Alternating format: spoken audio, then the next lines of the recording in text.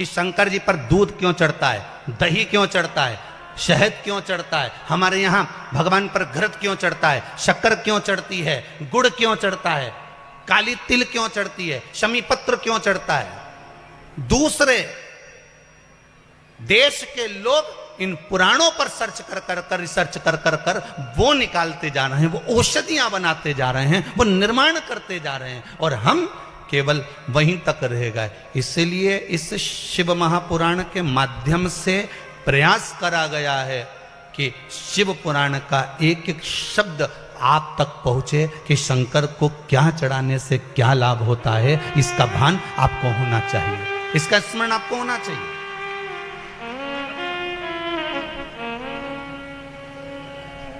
ये क्या है, ये जम के बोलो जरा, रुद्राक्ष। आपको पहले भी कथा में कहा, एक होता है रुद्राक्ष, दूसरा होता है भद्राक्ष, दोनों में अंतर होता है। रुद्राक्ष भारी होता है, भद्राक्ष हल्का होता है। रुद्राक्ष में छिद्र होता है, भद्राक्ष में छिद्र नहीं होता है। रुद्राक्ष गोल होता है, भद्राक्ष टेढ़ा होता है। दोनों अंतर बताएं आपको पहले की कथाओं में, सब चीजों का वर्णन है।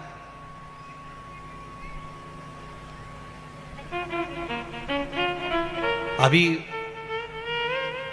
1 महीने पहले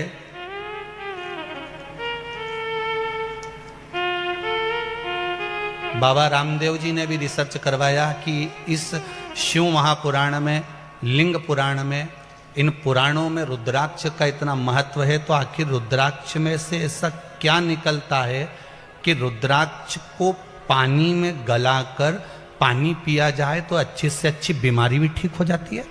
रिसर्च करा गया, केवल शिव महापुराण की कथा को श्रवण करने के बाद जब रिसर्च करा गया कि रुद्राक्ष में से ऐसा क्या निकलता है कि रुद्राक्ष का जल पीने पर या रुद्राक्ष हमारे शरीर से मात्र स्पर्श होता रहे तो किस चीज की प्राप्ति होती है, तो रिसर्च करा गया।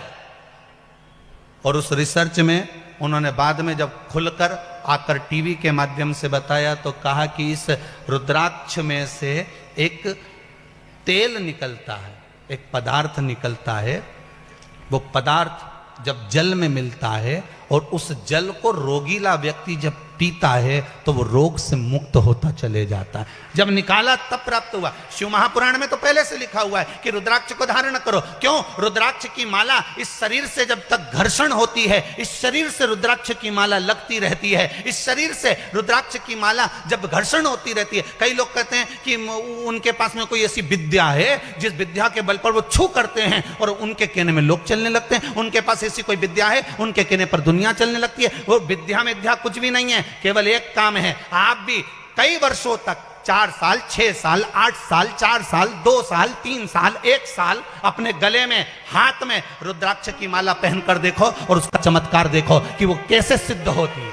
आपका भजन, आपका स्मरण, आपका कीर्तन, आपका मंत्र जाप, आपका नाम जाप आप घट की जिह्वा से करेंगे। आप भले मुख से राम नहीं कहेंगे, शिव नहीं कहेंगे, कृष्ण नहीं कहेंगे, पर जितनी श्वास हमारी निकलती है उस श्वास में अपने आप ओम का नाद होता है। जब हमारे गले से, कंठ से जब श्वास निकलती है अपने आप उसके ओम का नाद होता है। वो ओम का घट की जिह्वा से निकलना, आपके शरीर में पड़ा हुआ रुद्राक्ष की माला, हाथ में पड़ी हुई रुद्राक्ष की माला, कंठ पर पड़ी हुई रुद्राक्ष की माला, चाहे शरीर में रुद्राक्ष की माला अगर वो है तो आपके ना जपने पर भी एक आ जपा जप होता है। आ जपा जप मतलब जिसको जपा ही नहीं गया फिर भी अपने आप ओम निकल रहा है, श्वास श्वास में निकल रहा है, हर पल निकल रहा है। वो श्वास के जप से ये गले में पड़ी हुई माला, ये हाथ में पड़ी हुई माला हमारी सिद्ध हो जाती है। फिर सामने वाला व्यक्ति भी डरता है कि क्या बोलना है इसके आगे, उसका तेजपुंज उसके सम्मुख में प्रकट हो जाता है। एक तेजपुंज इस रुद्राक्ष में से निकलता है जो जीवन का सुख प्रदान कर देता है, पर समझाए कौन? फिर वही वाली बात आ गई,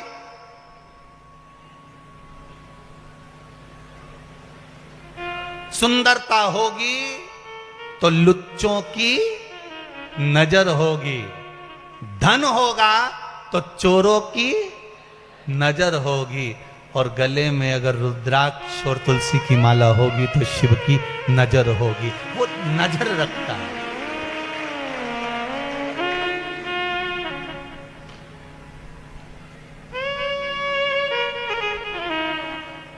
आधार कार्ड यहीं चलेगा तुम्हारा,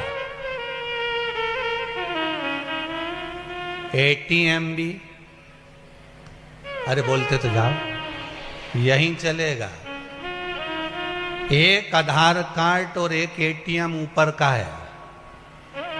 शिव महापुराण की कथा अगर सुन ली है तो वो तुम्हारा आधार कार्ड बन गया है। और श्री शिवाय नमस्तुभ्यम मंत्र अगर तुम्हारे पास में है, ऊपर जाते से ही एटीएम मशीन के सामने खड़े हो जाओ, श्री शिवाय नमस्तुभ्यम बोला, इतने में तो भगवान, कुछ भी मत बोलना, केवल श्री शिवाय नमस्तुभ्यम, मृत्यु के पर्यंत भी पश्चात भी अगर मुख से निकल गया, वो जीव आत्मा श्री शिवाय नमस्तुभ्यम का जाप करती करती चली गई, तो फिर भगवान भी कह देंगे कि यमराज इसको छोड़ दे, ये तेरे बस की बात नहीं है, ये वहां जाने वाला नहीं है, ये तो कैलाश का है, बैकुंठ का है और अन्य लोकों में जाएगा, पर ये नरक नहीं जाएगा, ये कहीं गलत जगह नहीं जाएगा, इसके पास में कार्ड अच्छा है,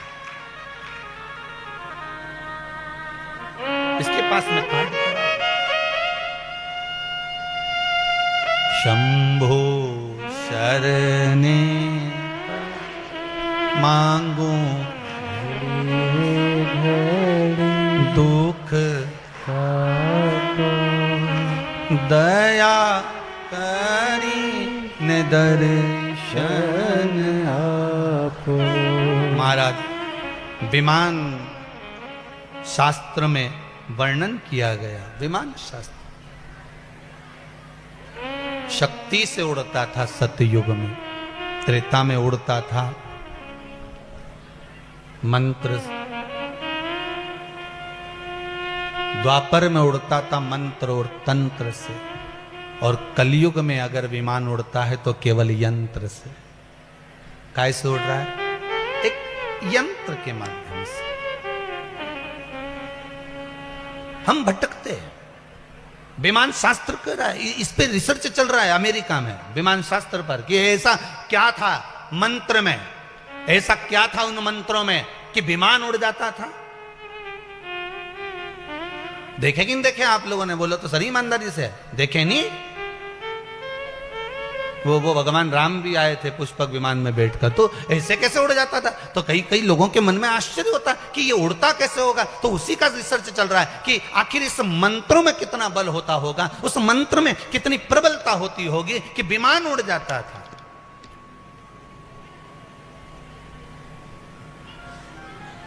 एक हवा का झोंका मौसम बदल देता है। सही है? अभी 2-3 दिन पहले देखो, बढ़िया था, सब अच्छा चल रहा था, पानी आया कि नहीं आया? एक हवा का झोंका, सी हवा चढ़ी और उसने मौसम बदल दिया। एक जरा से हवा के झोंके से मौसम चेंज हो जाता है, तो जरा से मंत्र के जाप से, आपकी भक्ति से, आपके भजन से, आपके स्मरण से जीवन का सारा क्लेश, रोग, धोग, बीमारी, दुख, तकलीफ, कष्ट सब मिट सकता है। पर विश्वास रखकर, विश्वास, भरोसा।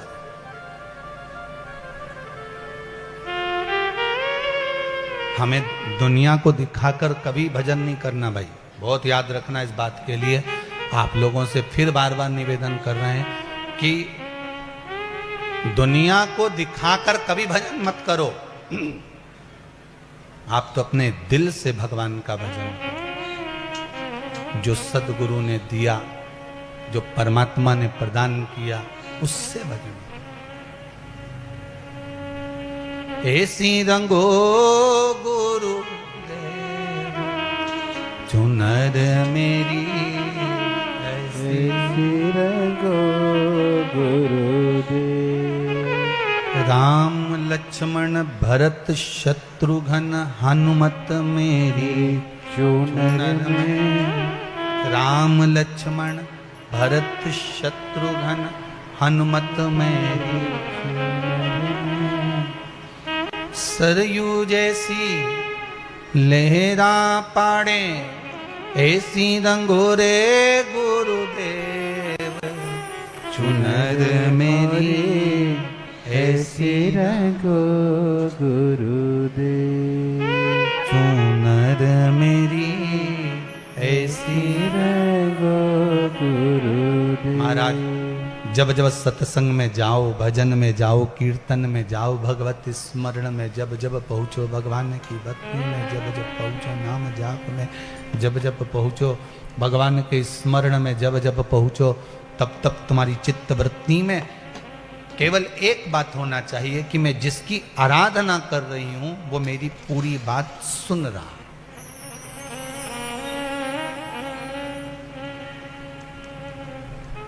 उस पर आश्रित होकर जाओ।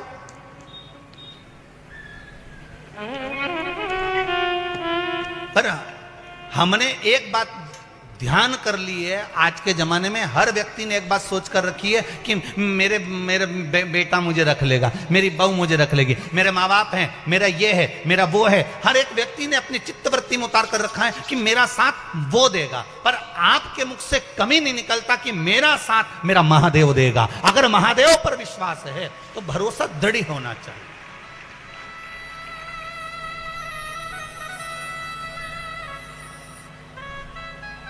एक जरा सी सत्यनारायण भगवान की कथा भी करते हो ना तो मन में आ जाता है वो बहू है ना वो संभाल लेगी। जरा सा घर में बुलौआ करे ना तो तुम कह देती हो वो हमारी ननद है ना वो संभाल लेगी। जरा सा घर में ब्याह आया ना वो है ना वो संभाल लेगा। जरा सी पार्टी हुई ना वो किटी पार्टी वो संभाल लेगी। मतलब तुमने कभी नहीं किया मुंह से कि मेरा महादेव संभालेगा। बोलो बोले क्या?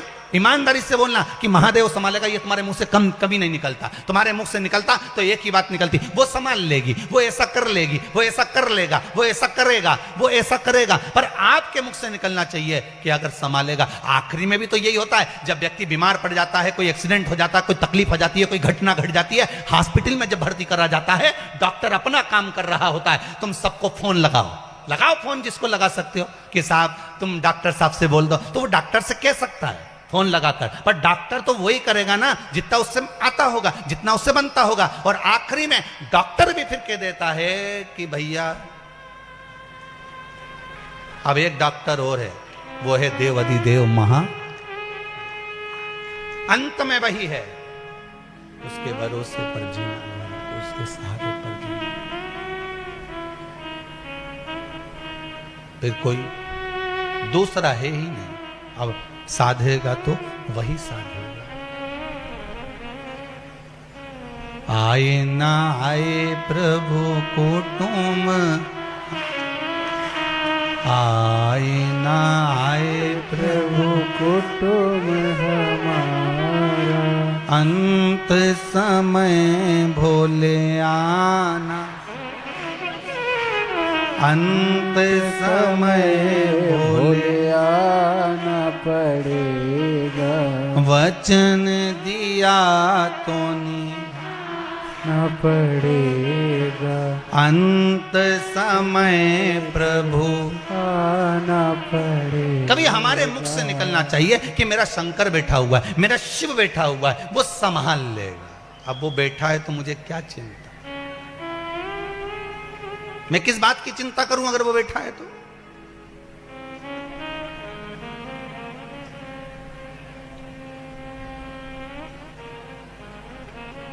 अब एक बात बताओ, बहुत अच्छे से बोलना हो। जितने बाहर बैठे हो ना वो भी, और जितने अंदर बैठे हो वो भी, और जितने रोड पे बैठे हो वो भी, और जितने जहां जहां बैठे हो चढ़ चढ़ के हो,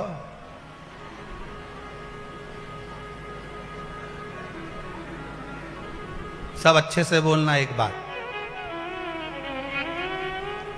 तुम्हारे साथ में छोटा बच्चा आता है कथा में, तो बच्चा तुम्हारा ध्यान रखता है कि तुम बच्चे का ध्यान रखते हो?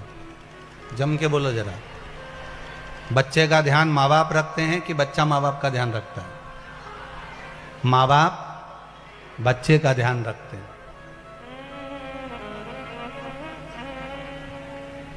कि वो छोटा सा बच्चा 4 साल का, 3 साल का, तो तुम्हारा ध्यान रखें? नहीं नहीं, वो माँ बाप रखेंगे। और मेले में तुम ले गए बच्चे को इतनी भीड़ में, और बच्चा खो गया, तो बच्चा रोएगा, आंख से आंसू बहाएगा, पर बच्चे से ज्यादा अगर उसको ढूंढेंगे तो कौन ढूंढेंगे? उसके माता और पिता। क्यों? क्योंकि माता पिता ने उसको जन्म दिया है, इसलिए ध्यान वो रखेंगे। तो देव अधिदेव महादेव ने हमको जन्म दिया है, हमारा बच्चा खो जाता है, चले जाता है कहीं, तो माता पिता खोजते हैं, खोजने के बाद में उसको टॉफी भी देते हैं। रो मती, देख रोएगा ना तो अच्छा नहीं लगेगा। तुम कहाँ चले गए थे पापा? मम्मी मेरे को ढूंढ ढूंढ के थक गया। रो मती, ले कुरकुरा खा ले और रख ले। और नहीं मेरे को कुरकुरा नहीं खाना, मेरे को तो गुड़िया का बाल खाना, तो ले तू गुड़िया का बाल खा ले। तो वो गुड़िया का बाल वाले को बुलाया, देव देव हमारा छोरा घूम गया था, बड़ी मुश्किल से मिला है। फिर बैग में से बिस्कुट भी निकाल के देंगे, फिर टॉफी भी निकाल के देंगे। रो मती हो, रोजे मती हो, अब मैं मिल गया ना तेरे को, अब मैं मिला हूं ना, तो फिर रोने की क्या जरूरत है? अब मत रो, मैं मिल गया ना तेरे को, तू चिंता मत कर, अब मैं मिल गया ना, चल मेरा हाथ पकड़ और मेरे साथ चल घर चल।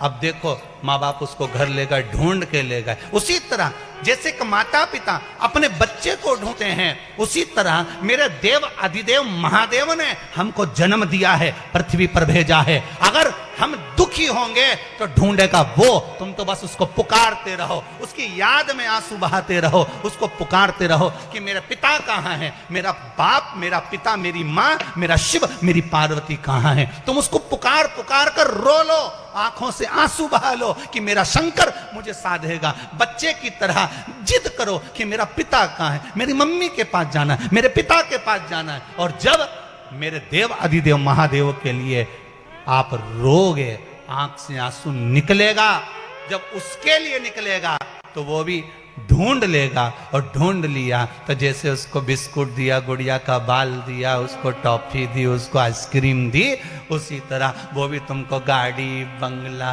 जमीन, जायदाद सब दे देगा। हम क्या रोए? दे रहा है,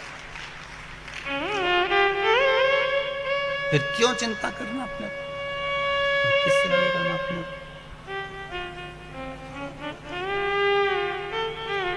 मेरे भोले बाबा को तुम साधारण में मत लो साहब। बहुत लोग बाग उसको बहुत साधारण में लेते हैं साहब, वो तो आंख बंद करके बैठा है, एकदम सिंपल सा है, साधारण सा। नहीं नहीं, मेरे भोले बाबा को अनाड़ी मत समझो, मेरे भोले बाबा को अनाड़ी मत समझो, मेरे भोले बाबा को अनाड़ी मत समझो, मेरे भोले बाबा को अनाड़ी मत समझो, मेरे भोले बाबा को अनाड़ी मत समझो, अनाड़ी मत समझो, अनाड़ी मत समझो, अनाड़ी मत समझो, अनाड़ी मत समझो,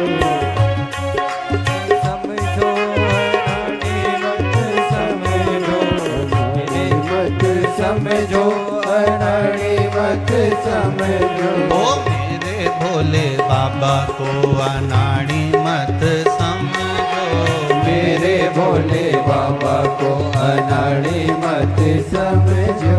क्रम इन्होंने ओ मेरे भोले बाबा को अनाड़ी मत समझो, ओ मेरे शंभू बाबा को अनाड़ी मत समझो, ओ मेरे भोले बाबा को अनाड़ी मत समझो, ओ मेरे भोले बाबा को अनाड़ी मत समझो, ओ मेरे भोले बाबा को अनाड़ी मत समझो, मेरे भोले बाबा को अनाड़ी मत समझो, ओ मेरे भोले बाबा को अनाड़ी मत समझो। हर हर महादेव। भगवान शिव की कथा कह रही है, उगड़ कालदर्शी कैलाशी अविनाशी भूत भावन भूतेश्वर भगवान शंकर की कथा कह रही है। शिव ओघड़दानी है। एक साधारण सा बच्चा जैसे माता पिता के लिए आश्रित हो जाता है, उसी तरह हम भी हमारे देव अधिदेव महादेव के प्रति आश्रित हो गए। मेरे भोले बाबा के हाथों में डमरू, एक बार प्रेम से बोलो, मेरे भोले बाबा के हाथों में डमरू, वो डमरू को देख के मदारी मत। भगवान शिव को केवल साधारण सा विषय नहीं समझना, भगवान शंकर को केवल साधारण सा नहीं लेना। भगवान शिव को केवल साधारण सा नहीं लेकर चलना। भगवान शिव को एक पिता के तुल्य, घर का जो बुजुर्ग होता है, घर का जो बड़ा होता है, उसके तुल्य मानकर चलना है। फिर वो आपको दुखी नहीं रख सकता, वो आपको सुखी ही रखेगा। वो आपको सुख ही प्रदान करेगा, दुख नहीं दे सकता। शिव महापुराण की एक कथा में वर्णन आता है सुंदर, एक विदल और एक उत्पल।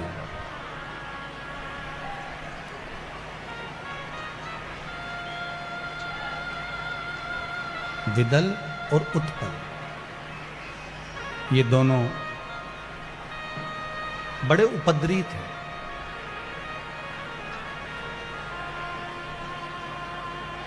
महाराज, इन विदल और उत्पल का सबसे बड़ा क्रम एक था, इन्होंने उपद्रव बहुत करा, मना नहीं है, पर उपद्रव के साथ में सबसे बड़ा क्रम इन्होंने क्या करा कि मां जगज्जननी जगदम्बा माता पार्वती को गलत दृष्टि से देख लिया। माता को गलत दृष्टि से देखा और जब माता पार्वती को गलत दृष्टि से देखा तो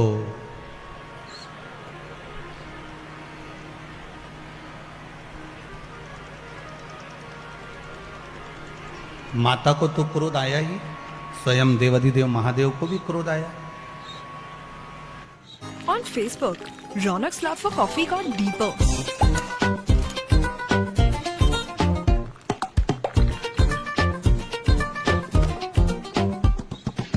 Get more into what you're into. Facebook.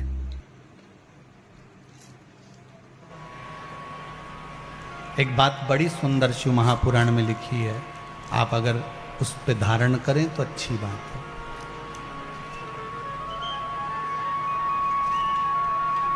अगर कोई पर नारी है, पर नारी को, पर स्त्री को, बेटियों को, घर की माताओं को केवल एक माता का भाव होना चाहिए।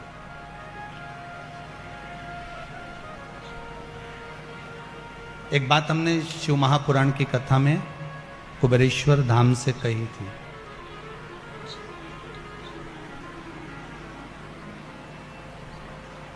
कि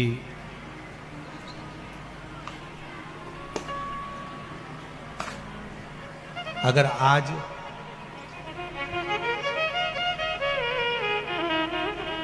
जितने टीवियों पर नाटक बनते हैं, उन नाटकों में जितने कपड़े बेटियों को पहनाए जाते हैं, वो सारे वस्त्र, वो सारे कपड़े अगर एक मर्यादित तरह से पहनाने लगे तो मुझे विश्वास है संपूर्ण विश्व में बेटियां भी अच्छे कपड़े पहनेंगी। मुझे विश्वास है।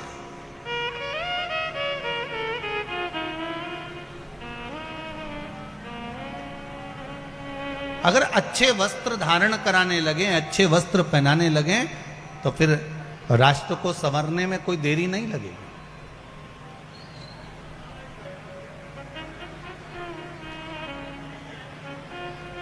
हम तो आपसे भी कहेंगे प्रयासरत रहिए।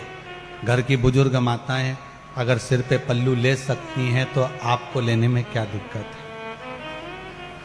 आपको लेने में क्या तकलीफ है? कहते हैं जिसके सिर पर पल्लू होता है उसका भाग्य प्रबल होता है, ये शास्त्र में लिखा हुआ है। अगर सिर पर पल्लू है तो भाग्य प्रबल है। लाखों दुख, लाखों तकलीफें, लाखों कष्ट जीवन में आ सकता है, लाखों दुख आएगा, लाखों कष्ट आएगा, सब कुछ प्राप्त होगा, पर ये सिर पर जो पल्लू होता है ना मस्तक पर माताओं के, ये पूर्वजों का, पितरों का, कुल देवी देवताओं का और गुरुजन का मस्तक पर हाथ हमेशा बना रहता है। पर करें क्या महाराज जी, यहां से चालू हुआ था, धीरे धीरे धीरे धीरे यहाँ आ गया। अब तो बच्चा बहुत बहुत। तुम्हारे घर में तुलसी का क्या रहा है? ठीक है। घर में गुलाब का पौधा है? मनी प्लांट का है? नहीं है, ठीक है। तुलसी का, बेलपत्री का हैगा। अब एक काम करना, प्रैक्टिकल करना थोड़ा सा, कि बेलपत्री का जो वृक्ष हो, पौधा हो, या तुलसी का पौधा हो, या समी का पौधा हो, उसकी मिट्टी उसके जड़ के पास से हटा देना। वो पनप जाएगा कि सूखेगा? जम के बोलिए, जम के। सूखेगा। पेड़ की जड़ मिट्टी में ढकी होती है तो वो वृक्ष हरा भरा होता है। नारी की जड़, पुरुष की जड़, ये नाभि होती है, जब तक ये ढकी रहती है तो वो भी हरी भरी बनी रहती है। जड़ है ये।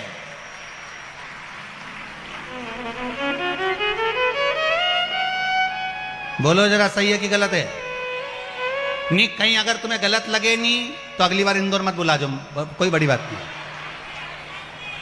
नहीं, तुम्हें अगर बुरा लगे कि महाराज गलत बात बोल दिया, जड़ वृक्ष की मिट्टी में ढकी होती है तो वृक्ष पनपता ज्यादा है। नारी हो चाहे पुरुष हो, अगर जड़ नाभि ढकी हुई होती है तो वो भी पनपता बहुत है, वो घटता नहीं है, हमारा पनपेगा। पर आज का फैशन ऐसा आ गया महाराज जी, फिर तो वो वाला गाना ठीक है तुम्हारे लिए, मैं चाय ये करूं, मैं चाय, सीधी से मैं चाय चूल्हा में जाऊं, उमें कई दिक्कत है। थोड़ा सा सुधरने का प्रयास करिएगा, जीवन बड़ा सार्थक हो जाएगा। आनंद तब आएगा जिंदगी का। तुम देखो तो सही, सादगी पूर्ण जीवन का एक आनंद ही दूसरा होता है महाराज। सभी लोग तुम्हारा मुंडा देख लें, सभी लोग तुम्हारा मुंह देख लें तो तुम्हें किसी को मुंह दिखाने की जरूरत पड़ेगी? अरे बोलो तो सही। और जब तुम्हारा मुंह इतना सारा ढका हो, भयंकर इतना सारा, तो सब मन में सोचे की बहू है, की बहू है। तो 50 बार देखने के लिए प्रयास करेंगे और किसी किसी को मुंह नहीं भी दिखे नहीं तो वो झाड़ू लगाने के बहाने देख लेगा किसकी बहू। कितना कितना हमारे हिंदू धर्म के अंतर्गत कितना सुंदर सुंदर भाव प्रकट करा गया, पर उसको समझे तब तो।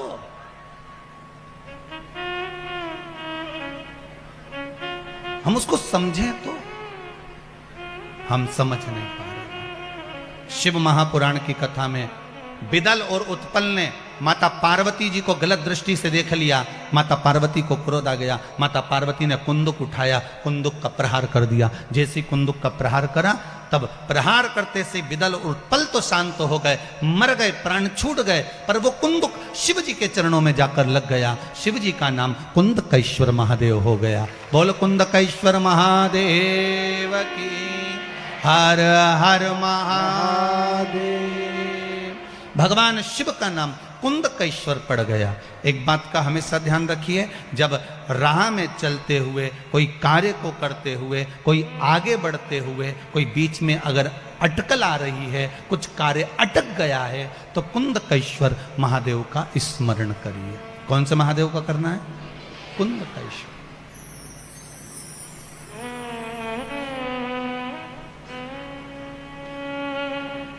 कुंदकेश्वर महादेव का स्मरण करिए। अच्छा, कई लोग एक प्रश्न करते हैं, गुरुजी ये बताओ कि आप बताते हो कि कुंदकेश्वर का स्मरण करो या उद्धूतेश्वर का स्मरण करो या फिर ये देवता का स्मरण करो महाराज, तो ये मंदिर में जाना पड़ता है क्या इनके? तो शिव महापुराण की कथा कहती है आप किसी भी मंदिर में जाएंगे और जिस देवता का नाम लेकर आप जल चढ़ाएंगे उस समय पर वो देवता उसको स्वीकार कर लेता है। आप जिस मंदिर में जा रहे हैं, आप किसी मंदिर में जाकर पशुपति व्रत कर रहे हो तो पशुपतिनाथ उसको स्वीकार कर लेगा। आप किसी मंदिर में जाकर केदारनाथ जी के नाम से जल चढ़ा रहे हो, केदारनाथ भगवान उसको स्वीकार कर लेगा। आप किसी मंदिर में जाकर त्र्यंबक के नाम का जल चढ़ा रहे हो, त्र्यंबकेश्वर भगवान उसको स्वीकार कर लेगा। आप किसी मंदिर में जाकर महाकाल के नाम का जल चढ़ा रहे हो, महाकालेश्वर बाबा उसको स्वीकार कर लेगा। वो उसको प्राप्त कर लेता, वो उसको ग्रहण कर लेता। महाराज, श्री शिवाय नमस्तुभ्यम, श्री शिवाय नमस्तुभ्यम। कुंदकेश्वर महादेव का नाम का स्मरण कर लेने पर जीव सुख पा जाता है। आज एक कोई इन्हीं पंडित श्री रमेश मेंदोला मित्र मंडली का ही कोई एक सदस्य सुबह मिलने के लिए आए थे, शायद वो बैठे भी होंगे।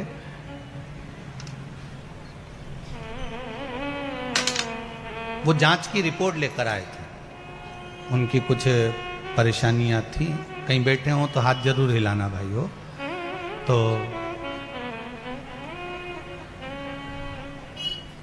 मस्तक पर उनके बिंदी लगी हुई थी और उन्होंने कहा गुरुदेव,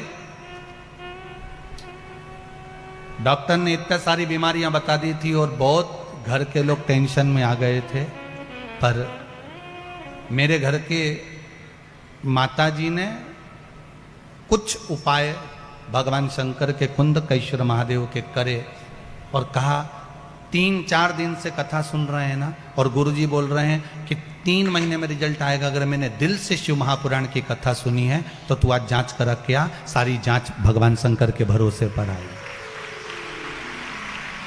वो अगर कथा में बैठे हों तो जरूर हाथ हिलाना भाई हो। तो उन्होंने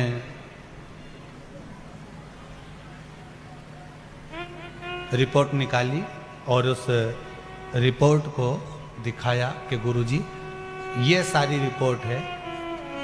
डॉक्टरों ने कह दिया था पहले जब रिपोर्ट जांच करी थी कि ऐसा ऐसा बीमारी है, ऐसा ऐसा रोग है और ये चीज है।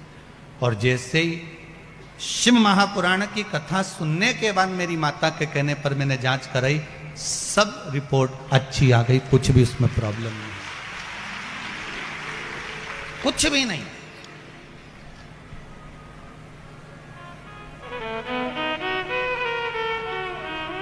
आप बाबा पर विश्वास करते हो तो बाबा आपका साथ देता है।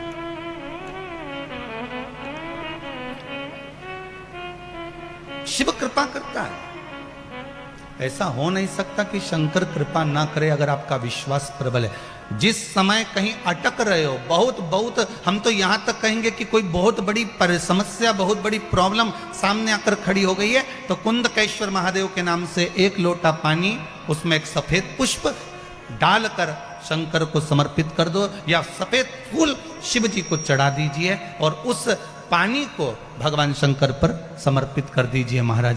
और उसके बाद आप आगे बढ़ जाइए, फिर कोई डरने की जरूरत नहीं होगी, शिव उसको संभाल लेगा। कुंदकेश्वर महादेव संभाल।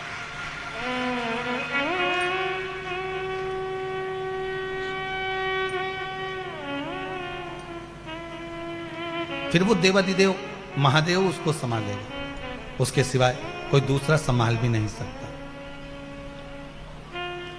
संभालने वाला वो शंकर ही हो सकता है।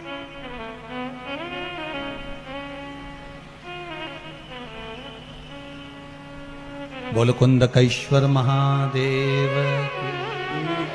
भगवान कुंदकेश्वर महादेव के रूप में विराजमान हो गए। एक बार भगवान शंकर माता पार्वती को लेकर काशी घूमने के लिए गए और काशी घूमने के लिए गए, तब माता पार्वती जी ने भगवान शिव से कहा, भोलेनाथ आप मेरे साथ इस काशी में विराजमान होइए। शंकर पार्वती काशी में विराजमान होने के लिए बैठे ही थे, इतने में भगवान शंकर को याद किया गया तो शिव जी बैकुंठ के लिए भगवान विष्णु से मिलने के लिए चले गए।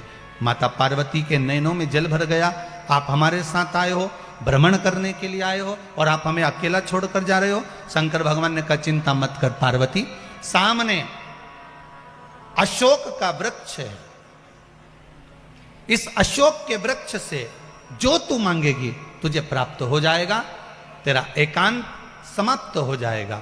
माता पार्वती जी ने अशोक के वृक्ष से एक कन्या को प्रकट करा आवाज देकर। माता पार्वती जी ने आवाज लगाई, कन्या को प्रकट करा। जैसे ही वो अशोक के वृक्ष से कन्या बाहर निकल कर आई, माता पार्वती के एकांत को समाप्त करने के लिए वो कन्या अशोक के वृक्ष से प्रगटी, इसलिए उसका नाम जम के बोलिए अशोक सुंदरी हो गई। शिव महापुराण की कथा कहती है ये अशोक सुंदरी कोई साधारण नहीं है, अशोक सुंदरी का चरित्र कोई साधारण नहीं है। अशोक सुंदरी की कथा का अगर हम स्मरण करें, कुमारी अवस्था के अंतर्गत, कुंवारी अवस्था के अंतर्गत जिस कन्या हो चाहे वर हो, अगर उसके जीवन में, अगर वो कुंवारी अवस्था में है, चाहे कन्या हो चाहे वर हो, उसके कुमारी अवस्था के अंतर्गत उसको जीवन में कुछ भी तकलीफ आए, हम तो फिर बच्चों से भी कहेंगे, ये बेटियों से, ये बेटों से जो कुंवारी अवस्था के हैं जिनका विवाह नहीं हुआ, उनसे हम ये जरूर कहेंगे कि जब भी आप शंकर जी को जल चढ़ाने के लिए जाओ, एक लोटा पानी चढ़ाने के लिए जाओ, तो शंकर जी को जब जल चढ़ाओ तो उससे पहले प्रयास करना कि जो शंकर जी के सामने, आपको मालूम है ना अशोक सुंदरी की जगह, शिव जी के सामने जहां से पानी बहता है उसके सामने बीच में एक मोटी सी लाइन होती है, वो अशोक सुंदरी की जगह होती है। अगर आप कोई एग्जाम देने जा रहे हो, कोई कंपटीशन एग्जाम में बैठ रहे हो, कहीं इंटरव्यू देने जा रहे हो, या कोई परीक्षा निकल नहीं रही है, तो प्रयास करो, विवाह नहीं हो रहा है या कोई काम आपका अटक रहा है, तो शिव को जल चढ़ाने से पहले अशोक सुंदरी वाली जगह पर आप थोड़ा सा जल समर्पित करो, अपनी मनोकामना करो और शिव जी को जल चढ़ाकर फिर जाइए, बाबा आपका कार्य पूर्ण कर देगा। कुंवारी अवस्था वालों के लिए अशोक सुंदरी का स्मरण जरूरी है।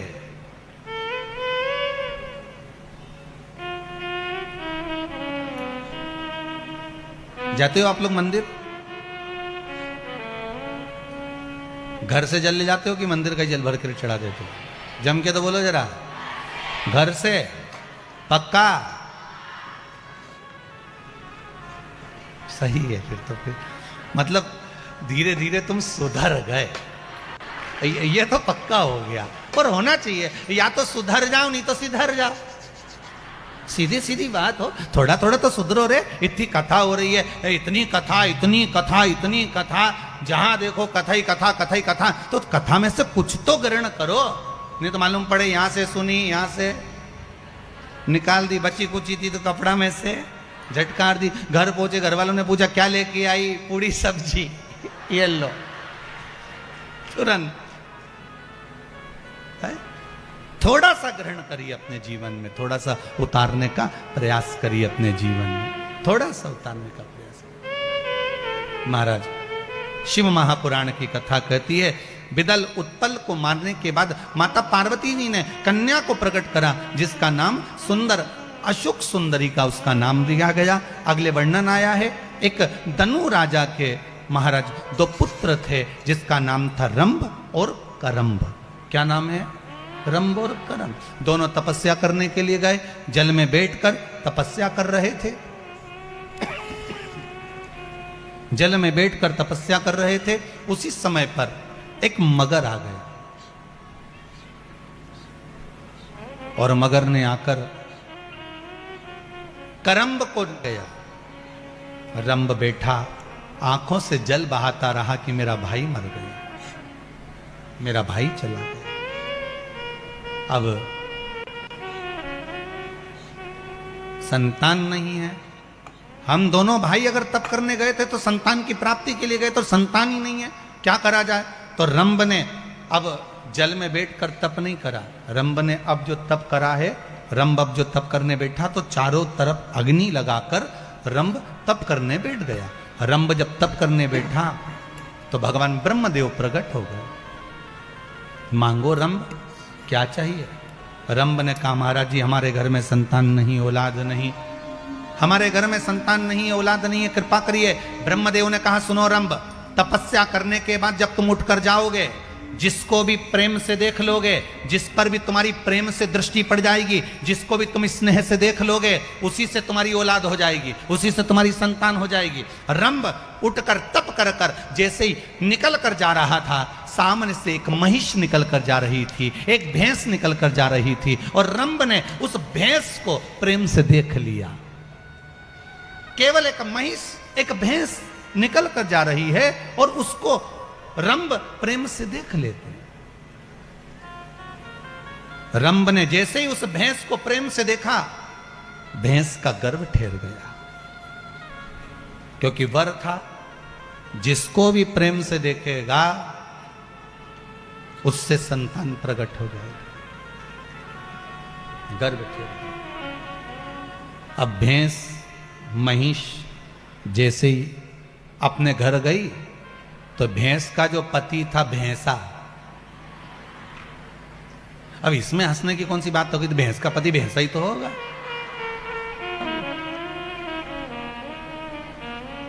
तो जो भैंस का पति था भैंसा, उसको लगा कि मेरी पत्नी गर्भवती कैसे हो गई। उसने ध्यान लगाकर देखा तो मालूम पड़ा कि इसके गर्भ में रंभ की संतान। क्रोध आ गया, भैंसा दौड़ते हुए गया और जाते से रंभ को उसने समाप्त कर दिया, सींगों से, पांवों से, खुर से दबा दबा कर रंभ के प्राणों को हर लिया। रंभ मर गया। नगर के लोगों ने उसका अंतिम संस्कार करने के लिए चिता जमाई और चिता पर उस रंभ को सुलाया। जैसे ही चिता पर रंभ को सुलाया, अंतिम संस्कार करने के लिए सुलाया था, इतने में भैंस को मालूम पड़ा कि जिसका गर्भ मेरे इस उदर में है वो मर चुका है और उसकी संतान मेरे उदर में है। अगर उसकी संतान मेरे उदर में है तो वो मेरा पति कहलाएगा, और अगर पति कहलाया तो मैं उसके साथ में सती हो जाती हूं, मैं उसके साथ सती हो जाती हूं। और भैंस महिष भागी, वो महिष वो भैंस भागी, और जैसे ही भैंस भागी और भागते भागते वो महिष जलती हुई चिता में कूद गई। जैसे ही जलती हुई चिता में वो भैंस कूदी है, कूदते से ही उसी समय भैंस के गर्भ से, महिष के गर्भ से एक बेटे ने जन्म लिया जिसका नाम महिषासुर हो गया। क्या नाम पड़ा? महिषासुर। उस भैंस के गर्भ से बेटे ने जन्म लिया जिसका नाम महिषासुर हो गया। वो महिषासुर ब्रह्मा जी का तप करने लगा, ब्रह्मदेव का तप किया। ब्रह्मा जी ने कहा मांगो, तुम्हें क्या चाहिए? उसने कहा महाराज अगर मुझे देना चाहते हो तो वर दे दो कि मेरे प्राण ना छूटे, मैं कभी मरूं ना, मेरा प्राण कभी नहीं जाना चाहिए। ब्रह्मा जी ने कहा ऐसा हो नहीं सकता, मरना तो पड़ेगा। पहले भी कथा में कहा, फिर कहते हैं बादाम खाओगे तो भी मरोगे, नहीं खाओगे तो भी मरोगे, रोटी खाओगे तो भी मरोगे, नहीं खाओगे तो भी मरोगे। मरना तो निश्चित है। कोई तुमसे कह दे कि मैं तुम्हें मरने ही नहीं दूंगा तो फिर उसको हमसे भी मिला देना। एक बार हो कि मरने ही नहीं दूंगा, चाहे कुछ भी हो जाए। मरना तो, मृत्यु तो निश्चित। महाराज आया है सो जाए, जो आया है सो जाए। अब रंभ चले गया, महिषासुर से कहा मांगो, कुछ मांगना हो तो कुछ मांग लीजिए। महाराज अगर आप देना चाहते हो, महिषासुर कह रहे हैं कि या तो मेरा प्राण ना छूटे, और अगर आप देना ही चाहते हो तो इतना दे दीजिए, मुझे एक वर प्रदान कर दो, अगर मरूं तो स्त्री के हाथ से मरूं, नारी के हाथ से मरूं। ब्रह्मा जी ने कहा तथास्तु। ब्रह्मदेव ने तथास्तु कह दिया। समय आया, शिव महापुराण की कथा कहती है, बहुत बहुत प्रयास करा गया महिषासुर को मारने का, पर महिषासुर नहीं। आखिरी में देवता परेशान हो गए और देवता परेशान होकर सीधे भगवान शिव जी के पास में भगवान विष्णु गए और भगवान शंकर से जाकर कहा, भोलेनाथ कुछ कृपा करिए। शंकर जी ने पूछा, क्या कृपा करना है बताइए, महिषासुर को मारना है। शंकर भगवान बोले, उसको तो स्त्री मारेगी, उसको तो केवल नारी मार सकती है, नारी के सिवा कोई नहीं मार सकता।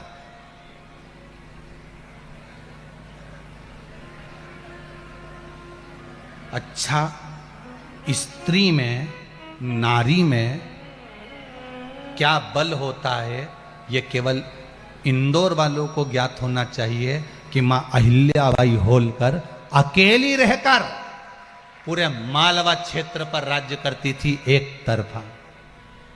कौन? मां अहिल्याबाई। नारी तत्व क्या है?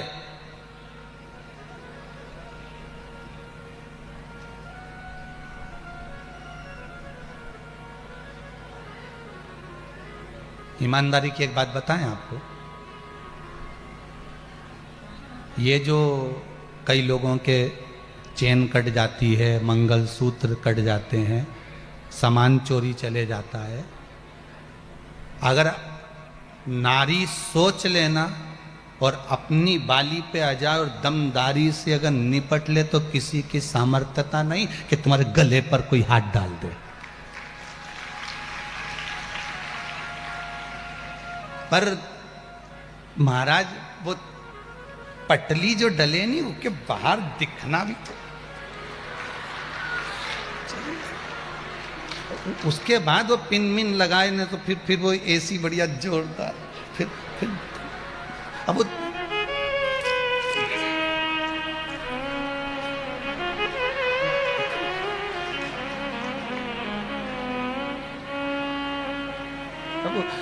उसमें भी तो समय लगना चाहिए ना, तो 1 घंटा तक तो वो पेंसिल से पहले लाइन खींचे, डब्बा भरे, तो अब उसमें टाइम लगे से तो दिखावा।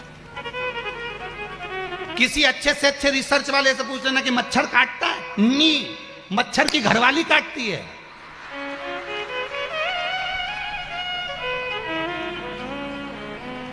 तुम चाहो तो गूगल पे सर्च करके देख लेना कि मच्छर कभी नहीं काटता। जो मादा मच्छर होती है ना,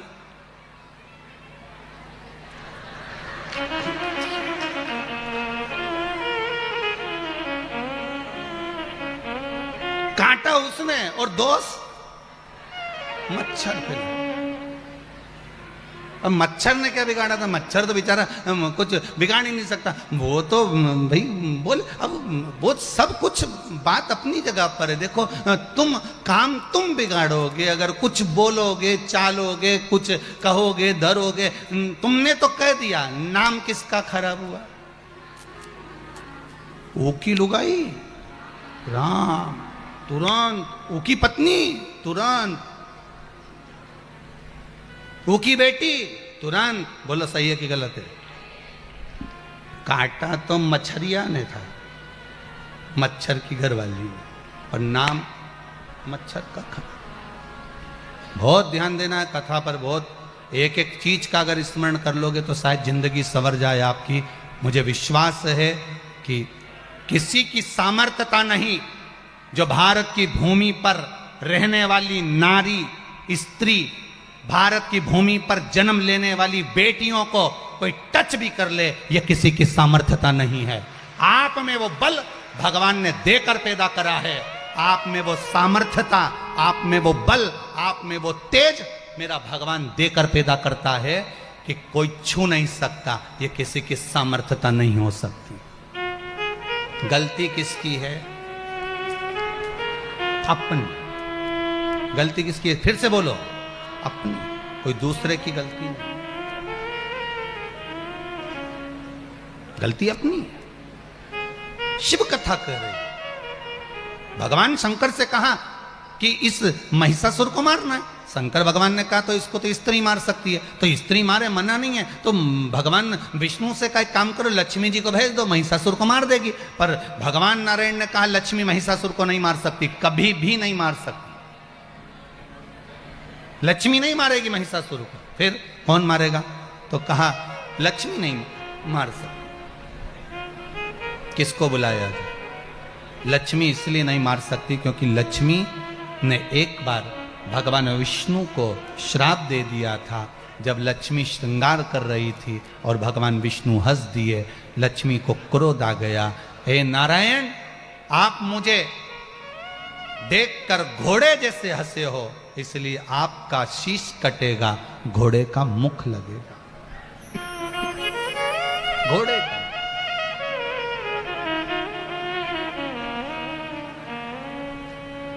आपको घोड़े का मुख लगेगा। भगवान को घोड़े का मुख लगा, हयग्रीव अवतार।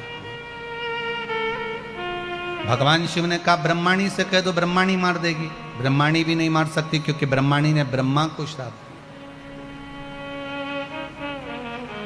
एक नारी स्त्री का सात्वित्व सबसे प्रबल होता है। मेरा माताओं से बार बार एक निवेदन रहा है, आज फिर करता हूं।